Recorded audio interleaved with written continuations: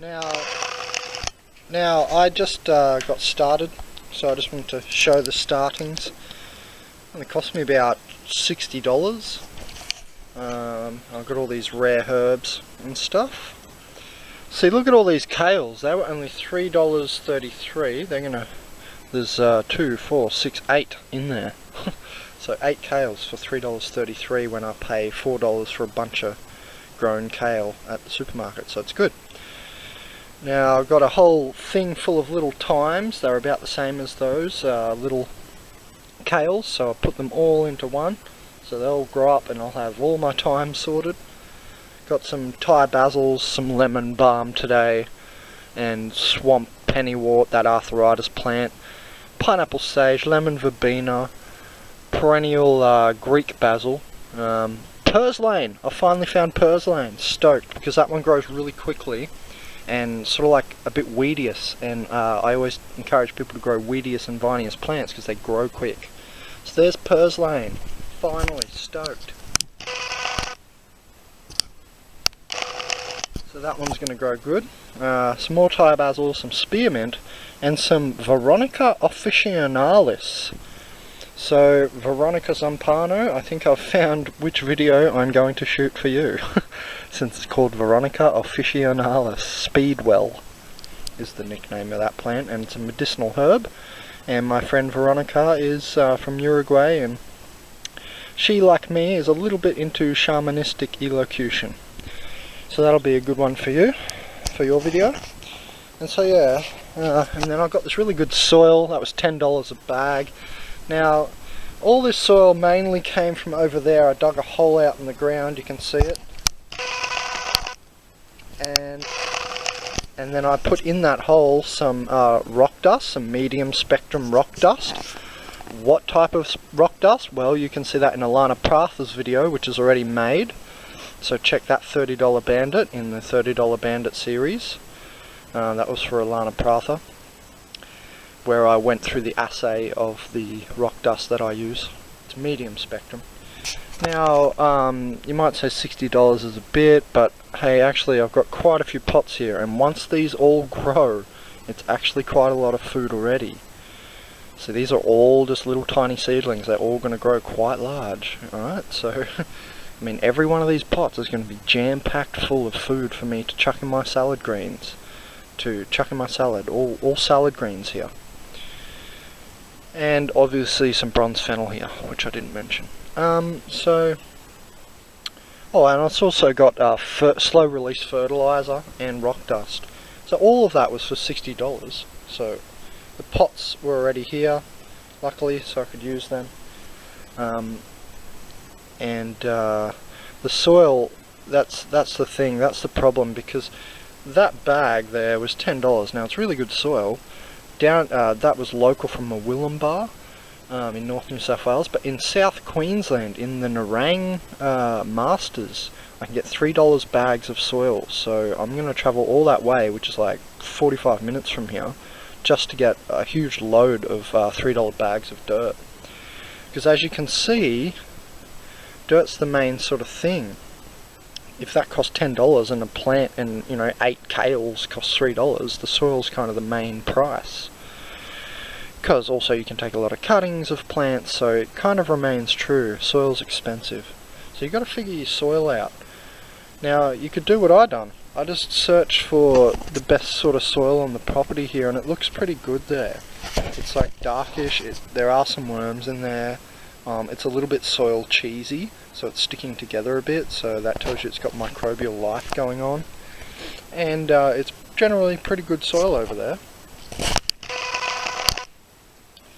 That hole over there. And so just mix rock dust with it. Mix kelp meal with it. Mix any nutrition plant food with just the best soil you can sort of find. And yeah, I don't really recommend buying soil unless it's quite cheap. Like I said, I'm going to go all the way to the Nerang Masters for the $3 bags. But if it's $10, that's, for me, it's too expensive for soil, for fuck's sake. I mean, the shit's everywhere, So we've just got to learn how to look for good soil, how to build our soil, and not just buy it. and become complacent like that. So yeah, there's my start to the after video. Now, it doesn't look like much so far, but in a couple of months, after I've bought more too, even in a couple of months if I didn't buy any, I'd have quite a lot here. It'll start getting quite big. And that'll take care of like all my herbs, my health, by the way. So yeah. Alright, so there's my start. Anyway, enough talk. I'll leave you with the beautiful view. Oh, and see, there's no excuse. Look how small this balcony is. There's no excuse. Oh, I don't have space. Bullshit. This is a small as balcony. You could grow vertically, you could grow up on here, you could grow things on the pole. I mean, this could all be food right here. And that's as much as I'm gonna do, as much as I can do, I'm going to do that. To make this all food, mate. So I'll leave you with the view. North New South Wales, looking into South Queensland, the border ranges. Only you could hear the birds.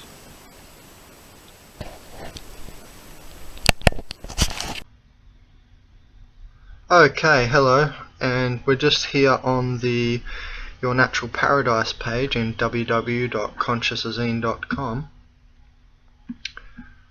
So, Veronica Officinalis post is on the members notes page, or the notes page. So I'm going to scroll through this whole front page here.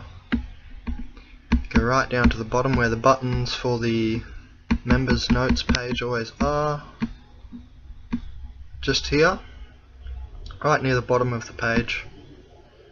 So we're going to go to the back page where I've written, where I copy and pasted out some text from some articles. So in the meantime, while that loads, I was looking on Wikipedia at this Veronica Officinalis, and that's it there, a picture, and it says it was used as a tea substitute in 19th century France, or it was called Europe tea, because this is native to Europe, I'm pretty sure it said. Yeah, native to Europe and Western Asia. Okay, let's hope this is loading. Got some terrible internet right here. Alright. It hasn't gone yet. Go, damn it, go. Okay, now we're going. So you can see it changes to a different domain.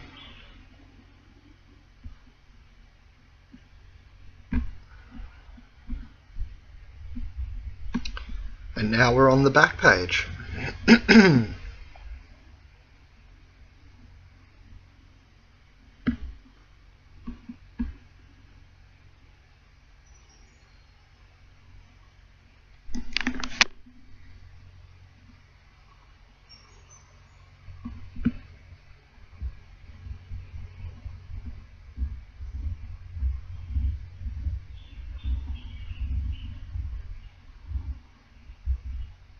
And here we are. Veronica Officinalis, called Speedwell herb. Health Speedwell Veronica Officinalis is the title of this person's article, where this is all from. So it's called Common Speedwell, Common Gypsy Weed. Plantain family, oh yeah. Plantagenesia, formerly figwort family. Oh, okay. Growing from perennial herb, so it's perennial, which means it keeps growing. It's not an annual. It doesn't flower annually then die. So it can get up to 30 centimeters. Cool. Stem limp ascending, branching, rooting, soft head, flower. I wonder if you can eat those flowers. I might look into that after this, if you can eat the flowers. I'd say so if you can eat the herb, but let's look if we can. I have not read this all out fully. Habitat. Grove-like forest, logging sites, banks, roadsides, waste ground, dryish meadows, rocky outcrops. So it appears to be pretty hardy if it can grow on rocky outcrops and stuff, you know, just straight in the sun. It must be like perennial coriander, which has a nice root digging down, and like the other day in the garden here I dug out perennial coriander, and its roots are all wedged between things and rocks and stuff, and the edge of the garden bed and everything, so like that. And like wild rocket arugula, this is seeming similar to me. It's like hardy and it can grow out of cracks, so it's a good one to just spread your seeds around your garden and let it grow. It can grow from wherever, sort of thing, so it's easy to grow. And that's what I always say. I encourage people to grow weedious and vinious plants, like this is one. This is a weedious plant. Other species from the same genus, Alpine Speedwell, so it's got that. Other species from the same family, if you're interested in that.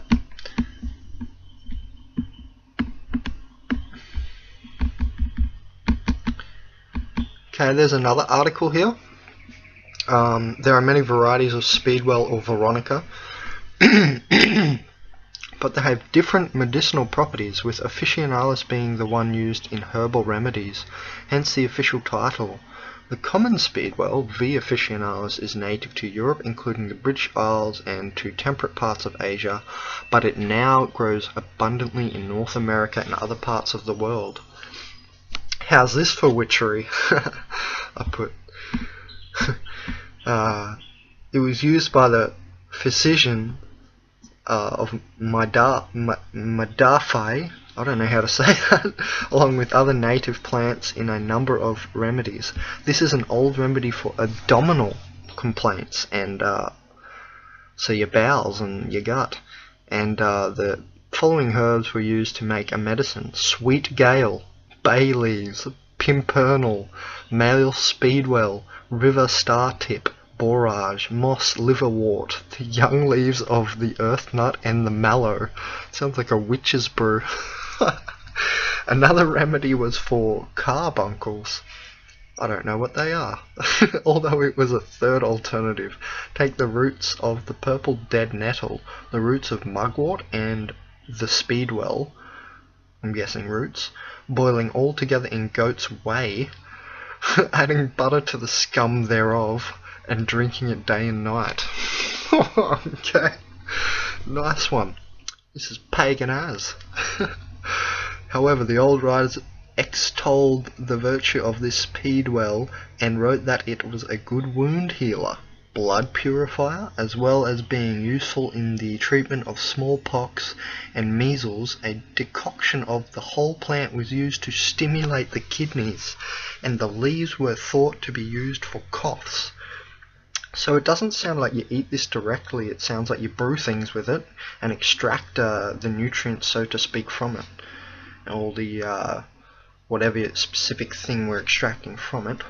The juice from the fresh plant was boiled with honey to make a syrup for asthma and catarrh. Catarrh's that thing with the nose. I remember reading about that years ago. It's something to do with a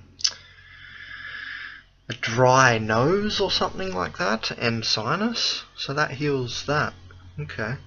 It is best to harvest the whole plant in summer, May, July, and dry it for future use.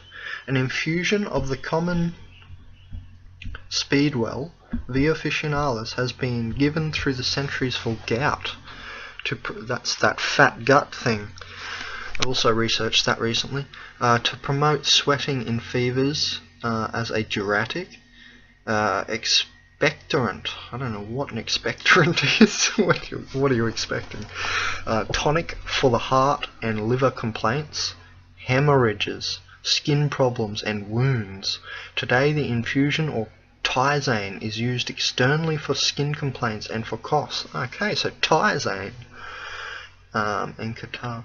In clinical trials, it has been discovered that the common speedwell enhances the regeneration of the gastric mucus and is useful in the treatment of old ulcers.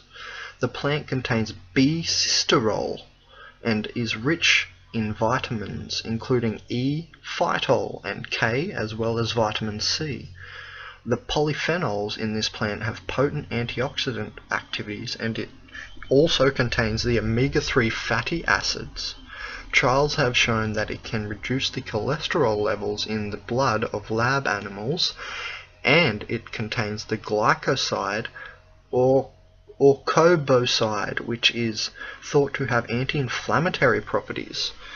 Now remember, anti-inflammatory properties are good because that's anti-aging.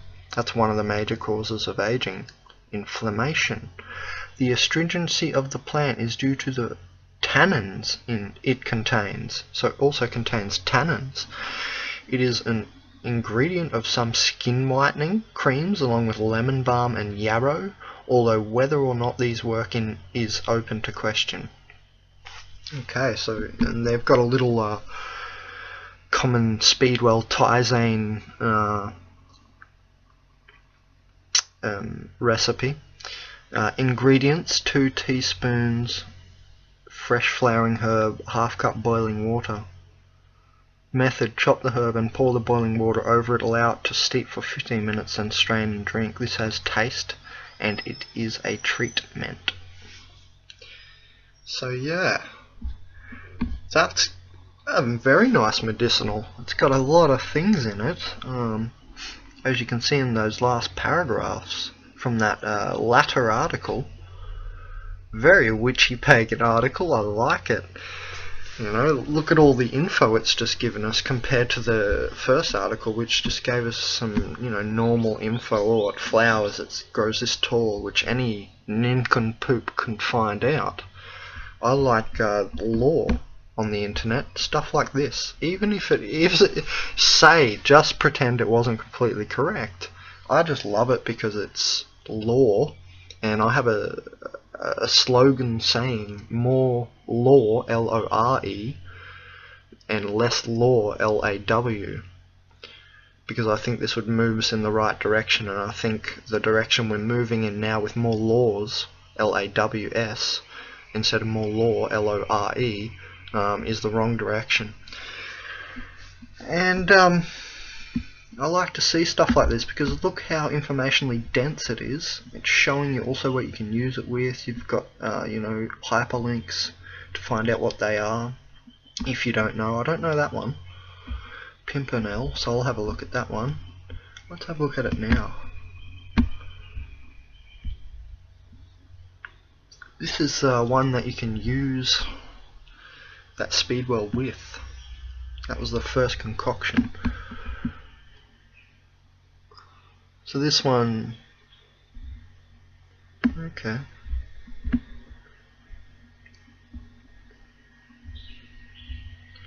Common weed in Britain and Europe. I'm from Australia, so I don't see these much. Don't know if I've ever seen this plant before. It looks like a good one to grow. Looks like it runs around a lot, so that looks good. Treatment for gout, I'm seeing here. So I mean, this one looks like another good one, which has plenty of stuff.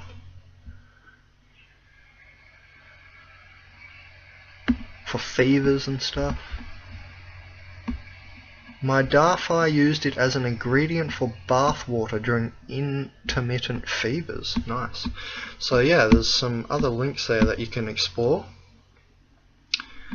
So thanks, Veronica, for helping me out back there almost a year ago from this video. I've been waiting a while to see what plant I'd do for you. I had no idea this would pop out of the blue with your name as the first name. So thanks, Veronica Zampano from Uruguay, for donating, and I can't wait to come and do your garden one day.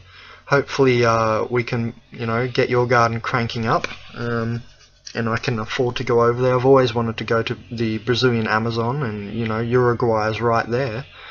So yeah, I'm sure we'll meet up one day. And thanks again for donating, and I hope you guys all learned something from this. and you can donate and have your own episode of the $30 Bandit shot for you through the front of consciousazine, www.consciousazine.com, and donate through the PayPal button, or contact me if you can't pay that way, and yeah, I can shoot you a video. So thanks guys, Ben from Consciousazine signing out.